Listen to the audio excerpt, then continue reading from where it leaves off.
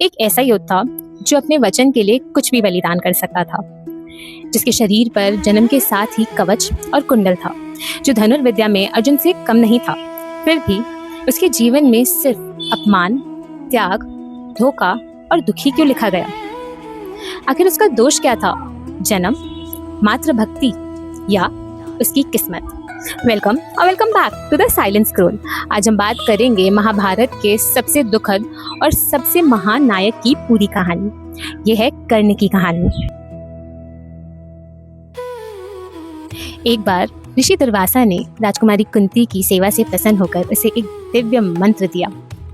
दुर्वासा बोले, पुत्री, इस मंत्र की शक्ति से तुम किसी भी देवता का आह्वान करके पुत्र प्राप्ति कर सकती हो। कुंती अभी युवा थी। जिज्ञासा में आकर उसने सूर्यदेव का ध्यान लगाया और अचानक ही कमरा तेज से भर गया। सूर्यदेव प्रकट हुए। कुंती घबरा गई और उसने कहा, प्रभु, मैंने तो मंत्र की केवल परीक्षा की थी। लेकिन देवता का आगमन व्यर्थ नहीं जा सकता। सूर्यदेव के वरदान से कुंती को पुत्र प्राप्ति हुई। वो बालक जन्म से ही दिव्य कवच और कुंडल धारण किए हुए था। सूर्यदेव ने कहा, ये बालक महान योद्धा बनेगा। कुंती अभी अविवाहित थी। समाज के डर ने एक माँ को मजबूर कर दिया। कुंती ने एक टोकरी में एक नवजात शिशु को रखा और नदी में बहा दिया। जन्म लेते ही कर्ण ने अपनी माँ को खो दिया। वो टोकरी बहते बहते सीधे पहुंची भीष्म पितामह के रथ सारथी अधिरथ के पास। अधिरथ और उनकी पत्नी राधा संतानहीन थे। उन्होंने उस बालक को अपने पुत्र की तरह पाला और उसका नाम रखा कर्ण। कर्ण बड़ा हुआ। उसके मन में योद्धा बनने की आग थी, लेकिन समाज उसे सिर्फ एक ही नाम देता, सूत। उसका ना जन्म देखा गया, ना प्रतिभा, सिर्फ देखी गई कर्ण की जात। कर्ण ने द्रोणाचार्य से शिक्षा मांगनी चाहिए, लेकिन द्रोणाचार्य ने कहा, राजकुमार ही मेरी शिक्षा पा सकते हैं। और अर्जुन ने उसका सबसे ज्यादा मजाक बनाया। इस दिन कर्ण ने संकल्प लिया कि वो द्रोणाचार्य के गुरु भगवान परशुराम से अपनी विद्या प्राप्त करेगा और अर्जुन से भी बड़ा योद्धा बनकर अर्जुन को एक दिन युद्ध में हराएगा। और फिर कर्ण ने ब्राह्मण का वेश बनाया और वो भगवान परशुराम के पास चला गया। भगवान परशुराम सिर्फ ब्राह्मणों को युद्ध कला सिखाते थे। कर्ण ने धनुर्विद्या में सिद्धि प्राप्त की और वो भगवान परशुराम का सर्वश्रेष्ठ विद्यार्थी बना। ऐसा विद्यार्थी जिसे देखकर देवता भी चकित रह गए। लेकिन सच ज्यादा देर छिप नहीं सकता। एक दिन सच सामने आया। भगवान परशुराम कर्ण के गोद पर सर रखकर सो रहे थे और कर्ण को एक कीड़ा काटे जा रहा था और उसे अधिक पीड़ा हो रही थी।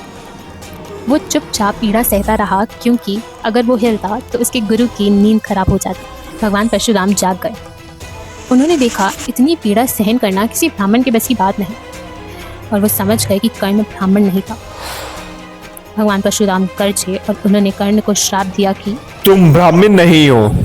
जब तुम्हें अपनी विद्या की सबसे अधिक आवश्यकता होगी, तुम अपनी पूरी विद्या भूल जाओगे। एक और दुख, एक और श्राप।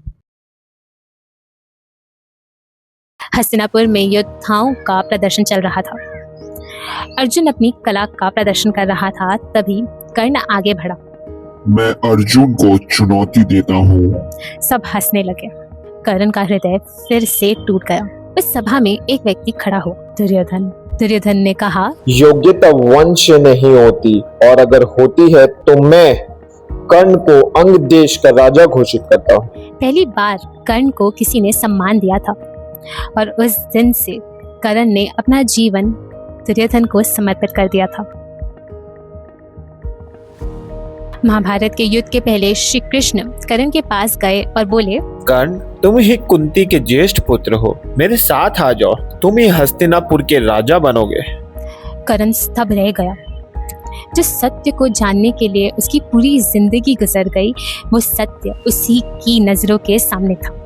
लेकिन कर्ण बोला, जब पूरी दुनिया ने मुझे ठुकरा दिया था, तब दुर्योधन ने मेरा हाथ थामा। मैं उसे नहीं छोड़ सकता। श्री कृष्ण चुप हो गए। उन्हें कर्ण की वफादारी पर गर्व हुआ, लेकिन उन्हें दुख हुआ क्योंकि एक महान योद्धा हारने वाला था। युद्ध के पहले कुंती भी कर्ण के पास गई थी। वो रो पड़ी। पुत्र, तुम कैसे हो? माता, आज याद आया कि मैं आपका पुत्र हूँ। ये शब्द करण ने पहली बार सुना था। उसकी आंखों में आंसू आ गए और उसने कहा, मैं आपको वचन देता हूँ कि अर्जुन के अलावा किसी पांडव को नहीं मारूंगा। युद्ध के बाद भी आपके 5 पुत्र ही रहेंगे। महाभारत का युद्ध चल रहा था और करण कौरवों की तरफ से लड़ रहा था। उसे हराना नामुमकिन हो रहा था उसके कवच और कुंडल की वजह से। लेकिन करण वो दानवीर कहलाया जाता था।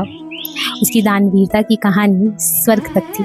धर्म की रक्षा के लिए इंद्र स्वयं ब्राह्मण का रूप बनाकर करण के पास आए और उससे उसका कवच और कुंडल मांगा। करण समझ गया था कि छल हो रहा है, लेकिन उसका दान उसके लिए सबसे पहले था। उसने अपने कवच और कुंडल को अपने शरीर से काटा। खून बह रहा था, लेकिन उसके मन में संतोष था। करण ने अपनी सुरक्षा तक दान कर दी। कुरुक्षेत्र का 17वां दिन, करण और अर्जुन का आमना सामना। पूरी सृष्टि देख रही थी कि इसका परिणाम क्या होगा। दोनों ही एक से बढ़कर एक योद्धा। एक इस ओर से बाण चलाता तो दूसरा दूसरी ओर से। श्री कृष्ण तक करण की युद्ध कला देखकर प्रसन्न हो रहे थे, पर फिर भगवान परशुराम का श्राप आगे आया। विद्या साथ छोड़ गई और करण के रथ का पहिया मिट्टी में धंस चुका था। वो नीचे उतरा अपने रथ के पहिए को बाहर निकालने के लिए और अर्जुन से बोला, थोड़ी देर रुक जाओ अर्जुन, यह अधर्म है। श्री कृष्ण ने करण से बोला, जब अभिमन्यु को अकेले घेर कर मारा गया था, तब तुम्हारा धर्म कहाँ था? अर्जुन ने बाण छोड़ा। बाण सीधा जाकर करण के मस्तक पर लगा और सूर्यपुत्र धरती पर गिर गया। महान योद्धा का अंत हुआ। करण हार गया। लेकिन क्या वास्तव में हार गया?